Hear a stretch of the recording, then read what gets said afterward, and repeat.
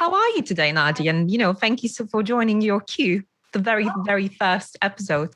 I'm really good. Yeah, I'm really, really good. I saw my friends and family at the weekend, and there was a lot of excitement and joy. So I've lost my voice a tiny bit, but I just sound a bit husky, but I'm fine.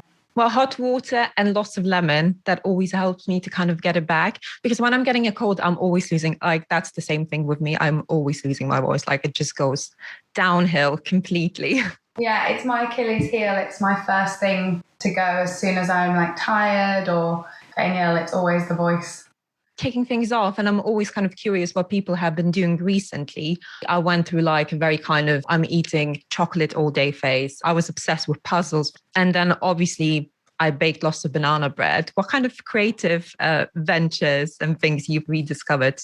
Well, obviously it's been a kind of crazy time, hasn't it? And it's kind of plunged us all into such a state of unknowing and kind of fear, actually. But I have found joy in the smallest things. I went home for a bit during one of the lockdowns and lived with my parents again, which I haven't done since I was 16. And I reverted to being a 7-year-old child where my days would genuinely consist of making up dance routines and then asking my sister to come and learn them. We would do family quiz night. So on I think it's 7 p.m. it's Mastermind.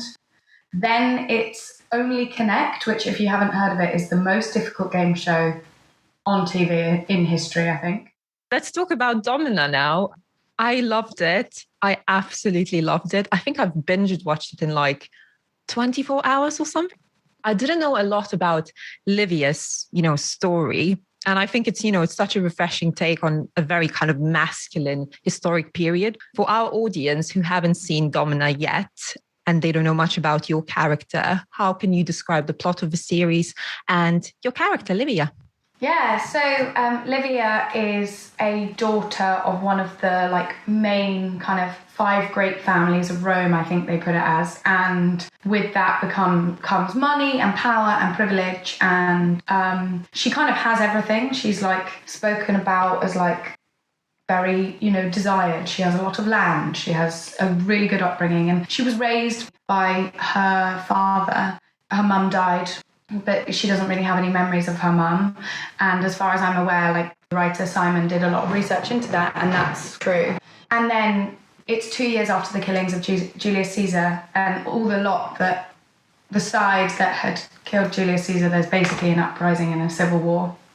And her dad gets put on a list of men that are set to be killed because they were involved in the killings of Julius Caesar. And she, at the point that her dad flees and goes to war and then he dies, she loses absolutely everything. And it's kind of a story about how it's like rags to riches, but the other way around, but then back to riches. She loses everything, and then she very cleverly and interestingly kind of gains back all her power and everything that she lost, and then some, through the only means that she really knows how, which is through the men in her life. But she is, I don't know what you thought of Livia, but when I read her, I was so excited because I was just this is just great. Just a woman that is fiery and so ahead of her time. She was kind of raised to think like a boy, and someone even says that in the first episode. Or someone says, Livius made the mistake of raising his daughter how to think. Women in that time, they didn't have opinions. And if they did, as in, of course they had opinions, but they weren't allowed to have opinions. I caught myself thinking, I wish to be more like Livia sometimes, in that kind of, good sense. Did you recognize any traits of Livia in yourself? Kind of, I would have done something similar if I would be in that particular time. The only similarity is that this is the moment where she kills someone, and that's pure survival in that moment. But that's kind of the only thing I think I would do that's similar. But no, I don't see much of myself in Livia. I think the most interesting part about playing that role was the fact that, you know, I am a very like emotional person, and I'm really sensitive, and I'm quite like warm to people that I know and stuff. And she can be quite stone faced and quite icy, which is something that I never really am. And actually, I think I would like to have a bit more of Livia in me. She has all of those, like all that emotion underneath, and all that like fear and sadness and love and lust and like everything that is human. And then she kind of amazingly and brilliantly goes, right, guard up, eye of the tiger. She wears a mask as to like what she's very clever with what she shows the people around her, because she knows that if she conducts herself completely right, then she might be able to get exactly what she wants. But I don't really have that in me. I don't think I could, even if I wanted to, you know, choose what I show the world. It's all on my face, like in an instant. I'm like a book. Oh my God. Yeah, my friends keep saying me the same thing. Like, if I don't like something, that sounds pretty bad, but my face just goes like, I start rolling my eyes automatically. It's so bad. I should kind of, I should kind of try to compose myself sometimes even more. But oh well. Maybe we could learn, you know, to be a bit more stone-faced, and we might get amazing places in life. Who knows? But no, I think it's also relevant to the world that she lived in. Like, it was so cutthroat and masculine, and there was just no place for women to have kind of thoughts and feelings. So it was the way that I like to look at it was that she kind of took on a masculine role. You know, she conducted herself the way that she saw the men around her conducting themselves. And she thought, well, look, if they can rise to power like that, then maybe I need to do the same thing. So she was very clever and like very observant, I found. That's the similarity between me and Livia, I think. My parents used to say when I was growing up that I used to just sit and stare at people. And they'd be like, Nadia, stop staring. And I still kind of do that. And I'm a real observer. And Livia was also that. I kind of spoke with the director, Claire McCarthy, who was amazing on the show and a real kind of guidance for Livia's journey and stuff. And yeah, we spoke about how she kind of just sees way more. Like, she sometimes would take a step back and not be involved in the drama because she'd be watching and assessing and like learning what she maybe needs to like do next. What did attract you the most to the project itself? Because obviously, I mean, as you said, like, she's such an interesting character. She's such a complex character to play. Was that the complexity, or were there like kind of, you know, more bits and bobs involved? I think when I first, because obviously I only got sent the first 2 episodes, so I didn't, you know, get to read on. But I think I was so struck in those first 2 episodes that the thing that attracted me to it was the fact that this is a part of history that doesn't have a female narrative and doesn't have a female voice. But we know quite a lot, actually, about that time period. And it is only through what went on in the male world. And so to tell the story from the female perspective and all the kind of inner workings and it's almost like behind the scenes. Snapshot of that time period, and just kind of like claiming back that part of history. It's so important to do that now, because in order to kind of make the changes that we need to see happen in the world, we need to go back and tell stories that haven't been told, to kind of open people's eyes up to the fact that those stories do exist and have existed throughout our whole history, and that will empower us to carry on making the right moves forward and the changes that we need to see happen in the industry today. What have you taken away from the Domina, like in terms of learnings and experiences and, kind of mindset? Yeah. Well, I learned how to eat pasta every day. That would be my dream come true. Like, I love pasta. What's your favorite pasta? I'm making this really sick homemade lasagna. It takes almost like the whole day, but it's definitely worth it. Like, I'm obsessed with lasagna, like different types of lasagna. God, I'm actually getting really hungry now. No, I love pasta so much. So I learned how to eat pasta every day I didn't really need to learn, but I learned how to, do it for lunch and dinner. I also learned how to drink nice Italian wine every day for 3 months. But I love that. I know, it just goes so well. You can't have a plate of pasta and then not. Exactly. But obviously, aside from that, I learned so much. Like I learned,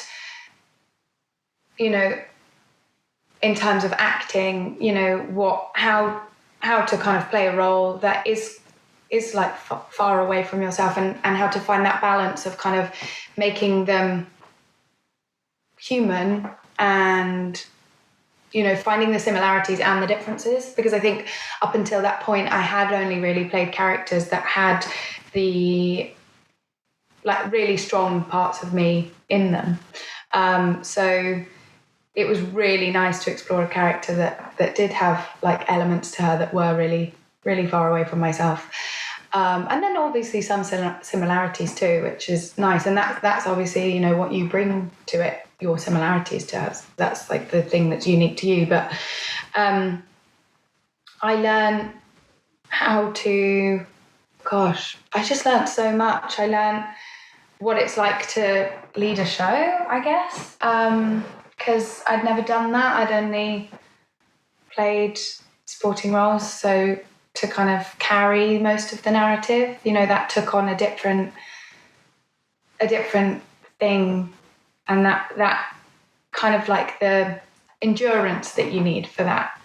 I took away friendships. I learnt that if I can be anyone in my life, I would like to be Isabella Rossellini when I grow up. Oh my gosh. It's because obviously she is Isabella Rossellini, and I kind of expected her to turn up on set with this like amazing entourage and like make all these demands, and she just sat there. I think she had a hot water bottle in her lap. Oh. She was drinking an espresso, and she was like, make sure that. And then she asked if I had one, and she was like, you don't have a coffee? And then she kind of sat there and she just asked so many questions. And then she asked if we wanted to like run the scene whilst we weren't even on set. And just, she wanted to talk about it, and she really wanted to just tell the story right. And she was there for all the right reasons. And she just cared about the story and the art and the characters. And that was like so inspiring. So I learned that she is just amazing. Yeah, I guess I learned a lot about myself. I think it was the first time I'd like worked away from home, actually. I'd worked obviously in the UK, but I don't think I'd ever I hadn't ever worked like away. And obviously that's difficult because you kind of you totally take yourself away from the real world. And so it was like, oh gosh, I need to talk to my mum. It's been 4 days and I don't speak to my mum basically every day. So it was like learning to like maintain communication between like your two worlds, like your filming world and your home life. God, I honestly, it's endless bits of nuggets of knowledge that, I've learned from it. But I just had the most joyous time ever to get to the studio in the morning, that you're like, you kind of feel inspired just being there because it's so full of history, and everything that you kind of drive past, you're like, how did they build that? Was it all shot in Rome? It was. Wow. So we shot at Cinecittà Studios, which is like iconic in itself. And then we shot bits out in the woods. And then we shot bits on the beach out in Anzio. Dreamy. Roma, pasta and wine. That's amazing. I know. I was thinking about this question. I mean, it sounds quite funny, but I really wanted to ask you kind of what would have been a pet peeve of yours back in the day in ancient Rome? Like, what would have that been? Do you have one? I was thinking about, because I think in the very first episode, Livius is speaking with Augustus Caesar, and I think they're in the bathroom and they were saying something about, aqueduct being connected to the house. And I was thinking about how bad it would have been without like any plumbing. That probably would have been one of my pet peeves. Like Livia was basically one of the only people that had running water in Rome. Like she really did come from, like she really did lose everything. But, oh gosh, I think, so I thought this would be a pet peeve of mine, but actually it's like my dream. In Roman times, you were like never on your own. You always had slaves around you. I was so shocked to find this out. Like, because we actually had a discussion, the director and I, that there was a world in which the night of my wedding, that scene, we spoke about whether or not we needed to shoot it with like a slave in the room, because they had so many slaves and they were kind of never left on their own. And I thought it would be a pet peeve of mine, but I've actually realised that I just love being around people so much. Maybe it'd be annoying that you can't even go for like a wee without, like you literally, you're never on your own. But I guess, to be honest, I think the Roman life looks pretty cool. I don't think there's much that I would dislike about it. You get to lie around on chaise lounge. She's long, yeah. Yeah, and eat food, and I love eating, and I love napping, and that's basically what they did. I guess I'd feel really annoyed that I wasn't allowed opinions, just that small thing, and just that like, do you know what? It's barely a pet peeve. It would probably be like a loathing, but you're not really allowed to marry who you want. Your marriages are like completely arranged and set up. So I guess that. Good one. I like that. That sounds better than mine with aqueducts and plumbing and stuff. No, I think you're onto something. I would last about 10 minutes like that. We didn't have hot water here during January for like, oh my God, 2 days. And I just realised how amazing the simple things in life are that we take for granted. Like I couldn't have a hot shower and I was like different woman. But yeah, God, it really makes you appreciate the small things when they get taken away, doesn't it? Yeah. Kind of looking back at your creative journey and reminiscing through it. Obviously, you've studied drama, but how did you get into that? Did someone influence you to say, like, this is what I actually want to do? Like, this is my thing? Oh, gosh. I was always like a performer. Like, I always wanted to like create little shows and then put them on for my like mum and dad and make up dance routines and like do things like that. I had my nonna, which is Italian for grandma. She used to write stories, short stories and poems, and she used to make up little songs all the time. Aww. And she was so creative and she loved the arts and she loved the theatre and she loved film. She actually sat me down once and I remember watching my first ever Sophia Loren film with her. She was like Scottish Italian, and so she was like completely obsessed with this woman called Sophia Loren. And like now, I've grown up, kind of Sophia Loren is like my idol. My nonna was such a amazing influence on my life, and her kind of go ahead of like, she used to sit there and say, oh, our wee one, she's going to be on the stage one day. And just that kind of confidence from someone that meant the world to you, that you looked at in awe of, kind of gave me the momentum and the like push to go off and do it, because I kind of had her support right from day one. But obviously, influences, I find new influences every day. Like, you go to the theatre and you watch someone amazing and you're like, wow, that's a new influence to do something like that one day. Or I guess that was the main one. Did you feel any additional pressure? Because obviously when you were finishing your drama studies, you've been cast in The Spanish Princess. How did that felt like? How did you kind of get through that? Just kind of curious. I don't really know how it was a crazy time. Like it was,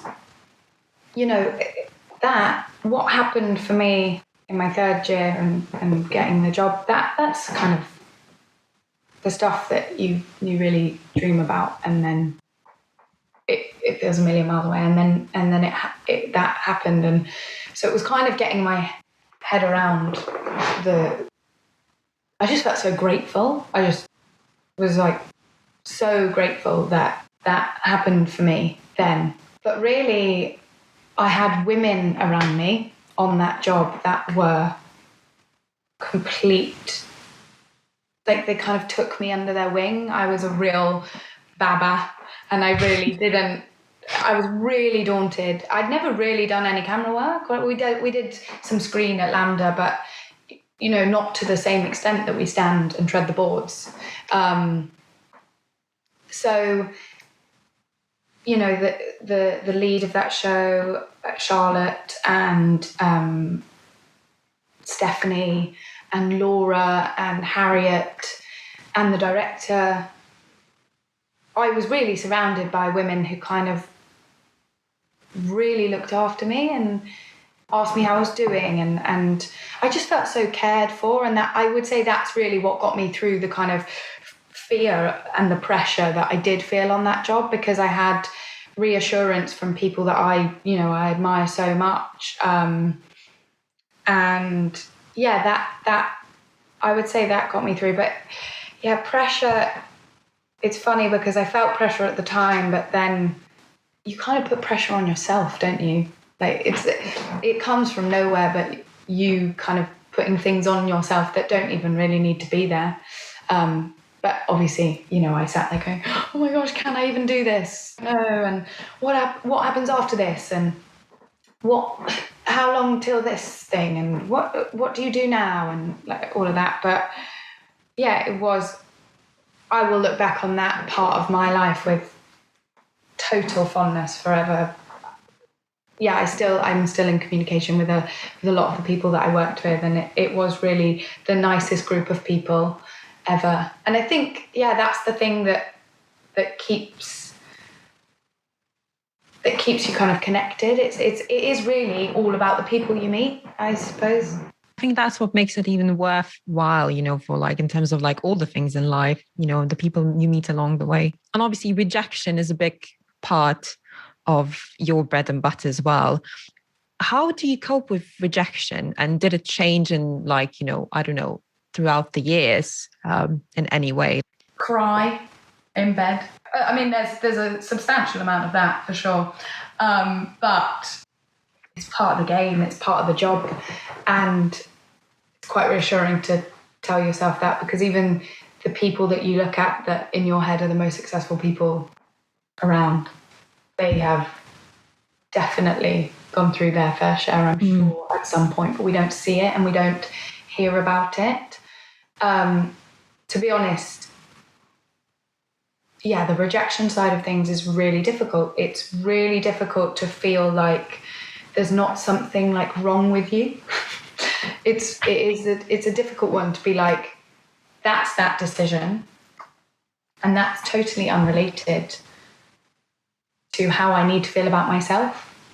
And I would say, honestly, the thing that gets me through any form of rejection is, again, just connecting to the people around me that mean the most. So spending time with my family and spending time with my best friends is honestly what gets you through it, because it makes you go, you sit around probably having a plate of pasta and you're going, however I feel right now, however rejected I feel, however much I feel that my life has been affected by that rejection or that decision, what is actually happening right now is that I'm sat across a table from people that I adore, that I love so much, that have so much love to give.